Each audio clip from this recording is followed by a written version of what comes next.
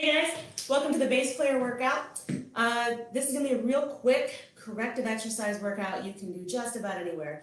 You do need some equipment. What you're going to need first is a lacrosse ball. So we're going to relax the overactive muscles, the stuff that tends to get a little overused, and then we're going to activate the underactive muscles, the ones that don't get enough love. And then we're going to incorporate some strength training. So this is something you can do just about anywhere. Like I said, you will need some equipment, and I'm going to be using some bands, but first off, you're going to need a lacrosse ball. So what we're going to do is we're going to roll out your chest. You're going to look for tender spots. This is going to be between you and the wall. So that's all you need is a wall. All right, so what I want you to do is you're going to take this ball, roll it between you and the wall, looking for tender points. So depending on how you play, if you're left-handed or right-handed, actually, maybe not, your right arm, you know, how you play this way, it's probably going to be tighter on the right side. But just so you can see me a little easier, we're going to do it on the left side, okay? So you're just, right like that. I found one. So when you find that tender spot, I want you to hold for 10 to 30 seconds. The pain may or may not go down, but try not to clench, don't lock your knees, all that stuff, right? So your tender points, if this is my collarbone, are going to be like right here or right down here, okay? Yeah, so we're looking for those tender spots. Whew, you might have a couple. Make sure you get both sides, okay? Thanks for joining me live, by the way, and if you have any questions, please shout them out and I'll address them at the end. So after that, we're also going to talk about your rotator cuff on the left side. So right side, chest, left side, rotator cuff. Rotator cuff, we're not going to get all the muscles of the rotator cuff. The ones we're mainly concerned with are the teres major, minor, which are way in here. So again, you're going to take your trusty little lacrosse ball between you and the wall. You're going to put it right there, okay? So here's the bones of my shoulder and my arm. Go right up underneath there. When you find that spot, adjust so you're not doing this, right? Oof, right? Oh, you'll know when you find it. Here's the thing, you never want to roll over a joint, so I'm not rolling and putting pressure in the shoulder joint. And I'm not on the bone. You can feel when you're on the muscle because you might get some referred pain and feel it somewhere else. The pain will feel different. It should never be sharp or acute or anything like that. So if it is, make sure to get off it and don't hang out. But you're going to find that tender point, hang out. Again, 30 seconds. All right, so after we've done that, what we want to do is we want to stretch. So we're going to stretch what was tight. For our purposes, we're going to just go ahead and do both. But if you find that one side is tight and the other's not, if it's not tight, don't stretch it. That can change from day to day based on what you're doing, so just be aware of that. All you need is the lip of a door or a corner. So we're going to stretch your chest. We're going to start with the right side. Once you put your arm at 90 degrees in the doorway, you're going to squeeze your shoulder blade back and down. This is not a passive stretch, okay? So arm is at 90 degrees, knees are soft. Squeeze that shoulder blade. You can see this a little easier, I think. So squeeze, and then you're going to twist out into the room. You should feel a really nice stretch right here. If you don't feel a whole lot, bring your arm up a little higher. Then you'll get this pec minor right down here. This is pec major. This is pec minor. You want to stretch what feels tightest. Remember, you're still squeezing your shoulder blade, twisting out, and I want you to hold for 30 seconds. Okay? We're going to repeat on the opposite side. Squeeze your shoulder blade, twist. Oh, I don't know about y'all, but mine is pretty darn tight right now. And again, if you don't feel much, squeeze down, lift your arm up slightly. That's going to hit pec minor. And relax. Hold for 30 seconds. If you get any kind of tinglies, back off a little bit. That means you got some nerve entrapment or a nerve is being pressed somewhere. You don't want to press on a nerve. All right, then you're going to come out of that. Next, we're going to stretch your biceps in the front of your shoulders. Ooh, that feels nice. Biceps in the front of your shoulders. So you can go straight from this position to the stretch for the biceps and the shoulders. What you're going to do is you're going to take this arm, extend it behind you, palm facing downward. Twist away from the door. If you happen to have elbows that hyperextend, you know, if you bend your arms and they kind of invert a little bit, or this feels really unstable, you can do this against a wall. So instead of having your arm out like this, which feels amazing, you can use the arm, you can use the wall to brace that joint, okay? But again, we're gonna do this, 30 seconds. Man, it feels nice. Our biceps do so much. We just don't give them enough love. So this should feel really nice, okay? 30 seconds, each side. Whew, that feels nice. Okay, so after that, if you happen to have a band, we're gonna do something called a lat distraction. This is one of my favorite things for guitar players, bass players, anybody who plays a stringed instrument or who gets crunchy shoulders. You know when you move your arms and they pop, or you get a grinding feeling in there, can mean you possibly have a little bit of shoulder impingement. So what you're gonna need is a band like this. Let me move this so we don't put the window in the way. There we go. All right, so it's kind of this is a monster band. You can call it an infinity band because it doesn't have an end. What I want you to do is I've got this hooked up high, but you can hook this onto a piece of furniture. You can hook it around a doorknob. You can do this, I've done this, hooking it on a bed frame, right? You would just do it on all fours. But this is what you're gonna do. You're gonna take this, put your hand through it, you're gonna go back and back and back until, oh, that feels nice. Until you can feel some traction in the shoulder joint right here, okay? You're just gonna let the band pull you. And that should feel really nice. If you don't feel much of anything, then you don't need it, okay? You can go up to 2 minutes on this stretch. There's 3 of these stretches. I'm gonna show you all 3. Do the ones which feel best for you, okay? Come out of that slowly. I'm gonna show you from the opposite side, looks like this. We're here. Oh, you wanna pull back. Notice I'm not holding the band is holding me, okay?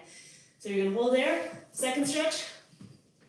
This actually can take the place of the chest and well, not exactly, but the shoulder bicep chest stretch. You'll notice it's very similar. So rotate your arm around until you feel a good stretch through there. And you're just gonna, if this doesn't feel great, don't do it. If it does feel great, you need it. All right, third one, come out of that easy. So my arm is here. You're gonna go overhead, bend your arm like you're gonna do a tricep press. Okay, so we're stretching here now, and just let it pull you backwards. All right, so you're just gonna hold here. If it feels great, do it. If it doesn't, don't. I know I keep saying that, but just because I show you something, if you don't feel a stretch, don't do it. You will know if you need it. Try that on both sides, 2 minutes each. Okay, so now we've stretched and relaxed everything that's overtight. Overtight? Yeah, overtight. Now I need to activate, mobilize stuff that's kind of weak. What you're gonna need is a band. And so you can see I've got it wrapped around this doorknob like this. It's around both sides. Can you see that? Both sides of the doorknob. Okay, so what you're gonna do, think about how you play bass. Okay? How do you play? Like this, right? Whether you're down or up. I've seen both. I've seen way up here, I've seen down here. But your left arm is externally rotated, right? Your right arm is internally rotated. So what we want to do is we want to do the opposite. So you want to externally rotate your right, internally rotate your left, just like you're going to play bass backwards, okay? So what you're going to do, ideally you would have a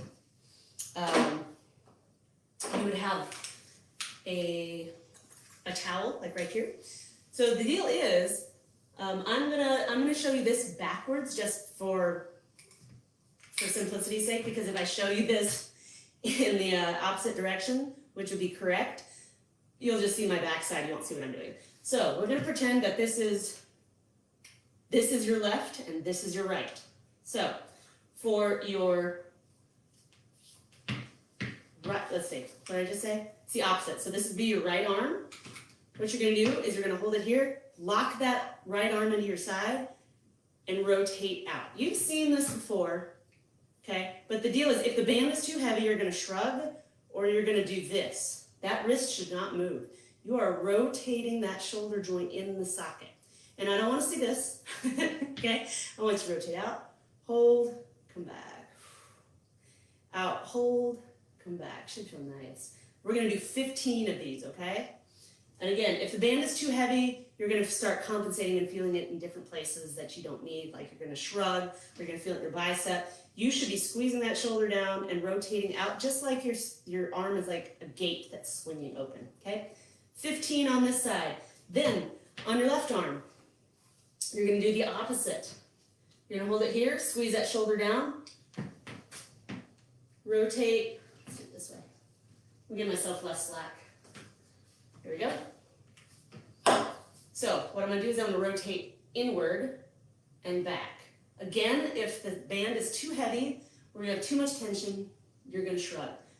No good. We don't wanna make more compensations, okay?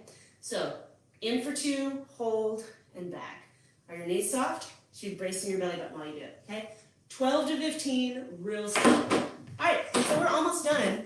What we have left, we've got 3 exercises left, and we will be finito. Would love your feedback on this workout, by the way. Feel free to drop a comment wherever you see it. So we have to integrate your core, right? Absolutely. And if you think about how you play bass, you play it to one side of your body, just like guitar, just like violin, viola, flute, everybody like that. We all play to the one side. We don't play to the other side. So we need cross body strength, okay? Because you don't play this way, and especially I had one bass player once. He had a double, I've never seen it, he had a double strap, but he was continually rotating this way. And so his torso is just rotated, and we have to make sure that doesn't happen. So 1, we're gonna strengthen your core so you can maintain that good posture, that good alignment, and that strength. And 2, we're gonna prevent over rotation. So what you need is some kind of weighted ball. I've got a 4-pound ball. You can use anything, a sculpture, a gig bag, like a heavy water bottle. Be creative, okay? Doesn't matter, but you'll see why. No, you can't use a band exactly. So what you're gonna do, you're gonna stand on one foot. You're gonna stand on one foot. Belly button's in, chest is high. You're gonna come down. This is my right side. You're gonna go low to high. And you're trying to keep your arms as straight as possible. It's like if you were gonna launch this ball diagonally, but you're doing it in slow motion without twisting and without bending your arms. That's the hard thing, okay? 10 on that side, then we're gonna try the other side. Here, ooh, it's a lot harder. Low to high. This is really hard. And don't be surprised if one side is a lot harder than the other. It probably will be. Woo. 10 on that side. If you find your balance is bad, touch as you need to, but do not let that foot come down. If you can't even hold that, just stand on one foot. When you stand on one foot, I want you to arch that foot you're standing on. Draw your belly button in, nice and strong. Keep your chest up high. You don't want this and then your feet collapsing, okay? Low to high. 10 on each side. All right, we're almost done. Our 2 strength exercises. Now you can do these, you can do these every day, no biggie. We have a bridged floor press and a face pull. So we've got lower, pushing, upper. I'll show you. So what you're gonna need, you are gonna need a band attached to something kind of high. And ideally, this you do have to have equipment, but ideally you're gonna have, that'll work. You know what, let me do it this way. Ideally you're gonna have some dumbbells.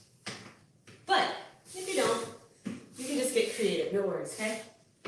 So I've got a couple of dumbbells right here. If you don't have those, do you have a dog? Do you have, this doesn't sound fun, but do you have a couple of kids? I mean, do you have something that you can press? You can also try this with a band now that I think about it. So if I was gonna take one of these bands, you would need a heavy band though, okay? So I'll show you what we're gonna do. Floor press is basically a bench press without the bench, and you're doing it on the floor. So if you have a band and no dumbbells, wrap it around so you get enough tension. You're gonna draw your belly button in, squeeze your shoulders back, press up. More than likely, this is gonna be too easy, okay? Hence why I don't like bands, but work with what you got. If you do have dumbbells, this is what we're gonna do.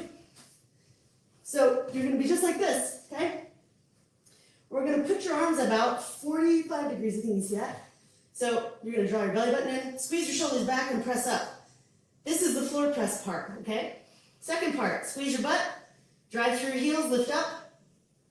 Just like this. We're gonna do 10 to 20 of these, depending on what kind of weight you have. If you only have really light weight, here's what we're gonna do. You're gonna squeeze your butt hard. Notice I'm pushing through my heels. Come down slow. Up. Slow. Slow on the down. Up. So you'll notice I'm trying to create a straight line from my knees to my shoulders. I'm not overarching and I'm not sagging, okay? So that's the floor press with bridge. Last thing we got is a face pull. And this is going to strengthen all the muscles of your upper back. So you think about all that playing that you're doing and what muscles get tired. Way up here, right? So this is going to help with that. If you're in the gym, ideally you're going to do this on a cable machine. I just happen to have this, but I'm going to show you the direction and then y'all just get creative. So what you're going to do, I'm going to have to kneel because I'm not, I'm actually too tall, which no one has ever said to me ever. So what you're going to do is belly button in, roll your shoulders back, pull straight towards your face. So if you look at this angle, I'm keeping my shoulders low. I'm pulling my shoulders down, so I'm not way up here, I'm not shrugging, I'm keeping it by my face. So shoulders are down. I'm also not arching my back. Belly button's in, squeeze your butt, squeeze your shoulders down, pull your shoulders back and out. Okay? Easy grip. You are not gripping this thing hard, but you are squeezing the fire out of your shoulder blades, okay? 12 to 15 of those. And what it looks like is like this from the front. We call it a face pull because, yo, you're pulling straight towards your face. We're not pulling down. We're not pulling, well, I've seen all kinds of weird things. We're not doing this. Aim the middle of whatever you're pulling towards your nose. And again, we're squeezing here. Squeeze just like this. Not this, but this. Think like you're bringing this part of your shoulder, squeezing it back. Thanks guys for joining me today. That's it for our base player workout. If you really enjoyed this and you want a longer workout, something that explains things a lot more in depth, head on over to my website at musicstrong.com. Go to live workouts and you can download the video workout tutorial for bass players. I've got it all written out, all recorded. You can watch it whenever you want, stop, start, do as needed, and it comes with a full workout you can print out, and it's also got bonus material and extra videos. Again, that's musicstrong.com. Live workouts. Go be music strong.